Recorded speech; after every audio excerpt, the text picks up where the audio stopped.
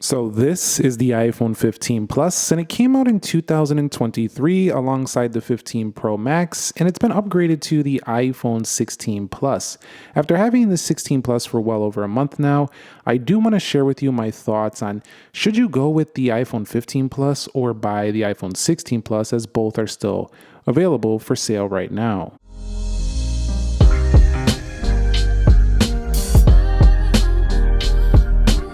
So what is up, guys? Nick here, helping you to master your technology. Let's begin this video by talking about the bodies and the build of these two phones right here. And what's strikingly similar here is most of the phone.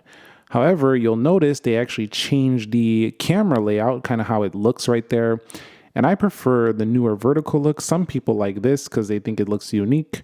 Personally, I feel like that looks like a pro camera missing one of the lenses. This one actually I like more because it actually is more uniform with the shape of the phone. So I'm preferring this. I've always preferred this look. Even I like the iPhone 10, the iPhone XS Max, the iPhone 12 series. I like this look more, but some people are going to like the diagonal look. So it's really down to personal preference in that aspect. The iPhone 16 Plus also got a little bit lighter, even though it retains similar size buttons. You'll see that button is actually a little bit lower there on the 16 Plus, which should make for an easier reach. And where the 5G antenna is at for the iPhone 15 Plus, we now have the camera control button. If we flip it off to the left side, you're going to find yourself a silent switch. So if you want a classic silent switch, you're going to have to go with this 15 Plus. But then we have an action button now for the iPhone 16 Plus right there. If we scroll down, you'll see right there, we do have ourselves power button or volume rockers right there. So they're kind of like the same shape, but things look a slightly bit lower on the iPhone 16 Plus. And you'll see right there, we do have the USB-Cs at the bottom, and those are both the same type. And we also have Torx screws in the same location, and speaker grills are pretty much the same. So overall, you have two phones that look nearly identical, but one just looks slightly more modern, and that is the iPhone 16 Plus.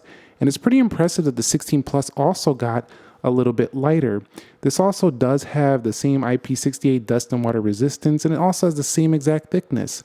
So you're essentially just buying a slightly updated version of the 15 Plus. Now when it comes to the display, there is exactly zero differences between these. Apple did not upgrade the display, and it's basically a recycled version of last year's 15 Plus, which is not a bad thing. It's just not an amazing thing.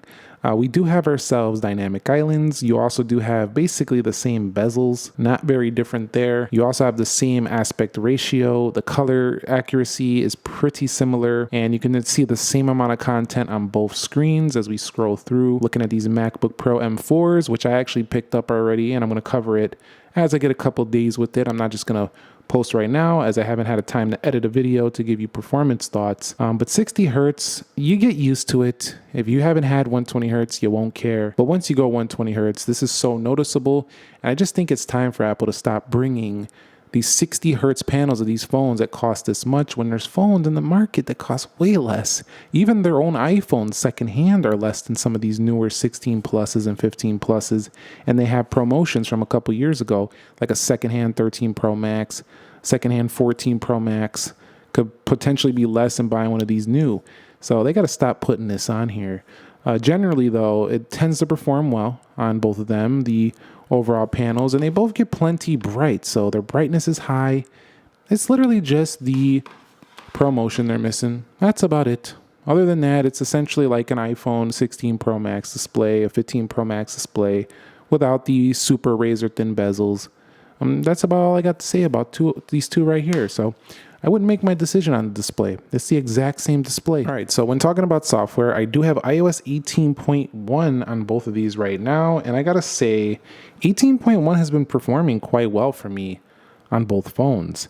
However, because Apple didn't put 8 gigabytes of RAM in the iPhone 15 Plus, and some people think this was by design to get a super cycle upgrade, and it's not really working because these base models don't seem to be selling as well as the Pros. They were able to put Apple Intelligence on the 15 Plus for that reason. So now you have to get a 16 model if you didn't buy a 15 Pro or Pro Max to get the Apple Intelligence, which just recently became available with the iOS 18.1, and this can be game changing as time goes on and newer features come available, like in 18.2 that's coming. There's going to be more Apple Intelligence features. If you want to use the new Siri, that's going to be that look right there versus the older Siri. You'll see down there. So definitely, I don't really like this. It's not really Apple-like to see a phone that's just a year old not have the latest features. In addition to that, it's not really Apple-like to see their other phones don't have a certain feature, because most of the time they keep their phones all like with the same feature. So this is kind of like one of the first times I've ever seen this happen. And it's kind of weird. I don't really like this, especially for people who just bought a 15 Plus or 15 last year. But if you're buying one right now, I don't think it makes a lot of sense to get a 15 Plus, even though it's still for sale.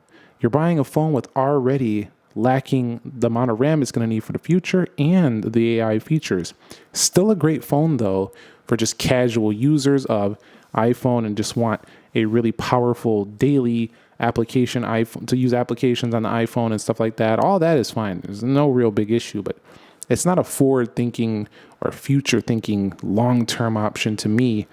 Because it's lacking the cutting edge feature of Apple Intelligence. But I bought this phone last year and I'm still quite happy with the rest of it because I can still run all the latest apps. I still have great performance with this A16 Pro chip in here, the one from I think it's the A16 Bionic actually, the one from the iPhone 14 Pro Max. So if you're just thinking AI is a gimmick, this phone still has plenty of software for you to use and all of the core stuff that Apple offers. And you'll see right here, you also have the customization. You can move apps around. You could change the size of, widgets and stuff like that, and put all kinds of stuff on here. Also, both of these have really great software support and updates. Although that extra bit of RAM is really going to push this iPhone 16 Plus forward, and that's why I think this year's version of this phone is definitely better. Although, if you wait it out even further, what's probably replacing this is going to be probably a game changer. For this type of model. It's going to have 120 hertz. It's probably going to be super slim. And rumors are saying it's going to be called an Air. So we'll see what happens next year. Now, when it comes to performance between these two phones, the iPhone 15 Plus and the iPhone 16 Plus, you'll be hard pressed to find any true differences.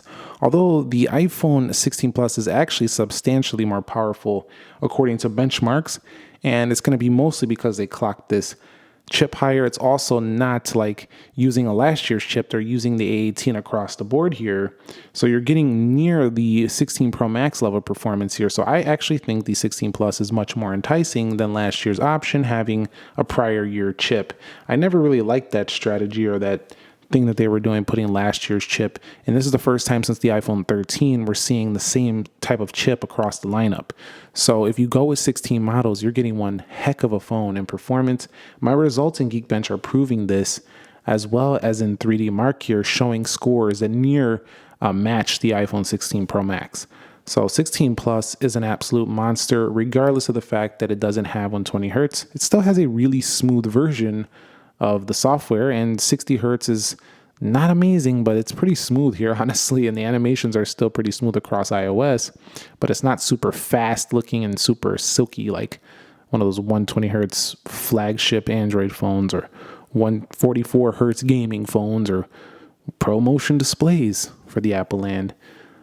Go with the iPhone 16 Plus if you love performance. This one is just so much better. Now, battery life is something that's kind of hard to measure just because, everybody uses their phone differently, but the iPhone 16 Plus actually does have a stronger battery than the iPhone 15 Plus. So if you're looking for more battery out of this phone, you're going to get it here for the iPhone 16 Plus. It's not like crazy better, but it's definitely giving me about 45 minutes to 1 hour and 20 more on the day-to-day, but it's nothing like massively better. So either way you go here, you're getting good battery life. These Plus models are a little bit behind the Pro Maxes, but they're still up there, and they're really, really good for these base level. They go all day and then some. So these are strong performers in this department. I don't think you're going to go wrong either way, but if you want a little bit more, I do recommend the 16 Plus. Now, when it comes to cameras, you would think, well, what did they do here? We still have a dual camera, different shape, but is it the same thing? And the answer is, in a lot of ways, yes, but in a couple of ways, no. So you'll see right here, we don't have spatial video or photo for this phone right here. That's going to be on this phone. Let's go over here. I think the 15 Pros have it as well. And you'll see you can rotate the landscape. You can do some Vision Pro stuff right here. In addition, on the main camera sensor, I think we have a macro mode now on this phone. You see we have the dedicated macro mode, so you no longer have to buy the Pro to get the macro mode. Now look at that crown on my Apple Watch Ultra due to having that macro mode. If I bring this over here and I want to do that, you'll see it's not doing anything. I'll have to go to the ultra wide to try to get a macro shot, and it's just not happening. So we're just gonna have to zoom in there. So yeah, the macro mode, game changer for people who like to do close-ups here for the iPhone 16 Plus. But we also do have some new photographic styles on here as well. So that's gonna help you out. Let's go over here to the iPhone 15 Plus. And you'll see over here you got these. So a little bit different looking there. So you got that. And then of course the camera control button, that's also going to be a little bit different. The processing might be slightly different as well, and they both do 4K 60 video. So they both do similar there. They both have action modes. They're generally mostly the same camera, but the iPhone 16 Plus is bringing you camera control, which changes the experience of how you use it if you do use this button. I've actually used it a couple times. It's pretty handy. If you remember that it's there, you might not. You might. But sometimes it shakes the phone a little bit. It's a fun tool to play around with, but I wouldn't make my decision on that unless you really just love taking photos with a shutter key, because this is a little bit faster.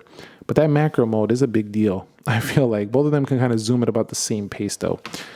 So if I was to pick one, yeah, I'm probably definitely going with the 16 Plus. I'm going to recommend that one for sure, especially if you care about closer to a pro experience, mostly because of the macro mode, the spatial video, the spatial photo. The overall phone just slightly processes better the photos, but this one, it's still a great, excellent upgrade over something like the iPhone 14 Plus. So if you're coming from an older iPhone, this is a huge upgrade for you here for the iPhone 15 Plus as well. So you really can't go wrong with either. And if you like to take selfie photos, that's pretty much going to be the same. So we're going to have the same quality right here. So let's go ahead and see right here. So there's a picture of me. Let me go ahead and do this one. Alrighty. And you'll see, I mean, look, what's the difference? It's the same guy, same skin tone, same everything. It's the same quality. So that selfie camera is about the same. If we go over here to the video, it's 4K 60 on both. You can do. Video looks excellent, but they still haven't upgraded the megapixels or anything on this in a long time, which I don't think they feel the need to. But the front-facing camera is housed in a dynamic island. Basically, selfie game going to be very similar here once again on both. If you wanted to upgrade for connectivity, I do have to report that Wi-Fi 7 on the iPhone 16 Plus is a big deal. That's going to mean much faster Wi-Fi speed going down the line. So I actually would buy this for the connectivity. It also has better modems, and it also has the same Face ID convenience that you're used to housed in Dynamic Island, but Bluetooth 5.3 on both. USB 2 on both. Still a little bit annoying. They should go a little faster here. But I guess it's a basic phone, but still 2.0 is kind of old tech at this point. But still, I like the Wi-Fi 7 upgrade. Although the 6 is fine on here, it's iPhone 15 Plus. But the 7 is taking you to the next level once again. But weirdly enough, I get better reception strength. Not that this one was bad. The 15 Plus was great. But I'm finding I'm getting even better here. It's weird to say this because nobody really talks much about phone call quality or reception strength and stuff like that. But I'm getting in places on all of the 16 models. I'm getting signal in places where I never could get them on any version before. So I'm guessing the newer modem upgrade they went to is paying dividends. So let's wrap this video up by talking about the price to value ratio. Say you go with a 16 Plus and you go unlocked, is $929 plus tax on this phone is definitely, it's quite a bit up there. But it makes a little bit more sense than buying last year's iPhone 15 Plus, because you're buying a phone, you're pouring money into a $829 phone that doesn't have 8 gigs of RAM, it doesn't support the latest Apple Intelligence, and has a less powerful chip, and it's $100 only less. So if you're buying it at full price at these retailers, it doesn't matter if it's at the Apple Store, Best Buy, wherever, it doesn't matter. I'm not calling anybody out. I'm just saying that it doesn't matter where you buy it. If you're buying them at full price, The little bit extra that the 16 Plus is definitely worth it if you didn't already buy a 15 Plus. If you have a 15 Plus, I think just stick it out at this point. You could just download ChatGPT, a couple other AI apps, and just rock out with that AI for a little while, like you can download on any other phone till the 17 era comes out. But if you didn't buy one and you're looking for one for now, the 16 Plus, I think, easily takes the victory as it kind of fixes up some of the cons of the iPhone 15 Plus and just misses out on one thing still, and that's just simply the 120 hertz display. But other than that, if you don't care about that, this is a really, really great phone. And it's near the same thing as like an iPhone 16 Pro Max without some of those little extra little razor thin bezels and a few other niceties that come with that phone. So that's going to wrap it up here for me. In conclusion, I would just not get the 15 Plus right now if it was my money. But if you want to find it used or something like that, it's still a great option. I love that matte black color. This teal color is all right. It's pretty cool. But if you find this like you're getting it hand down or you're finding it super cheap, still a great phone. It's excellent. And don't let me make you think that this phone is not great or I'm bashing on the phone. I'm just saying that it makes me mad that I spent this money and can't download Apple Intelligence on this phone. Anyway, that's going to wrap it up here for me. Thumbs up if you enjoyed it. Subscribe if you haven't already. Nick here, and I will catch you all in the next episode. Thank you very much for watching. Be sure to be well, and peace.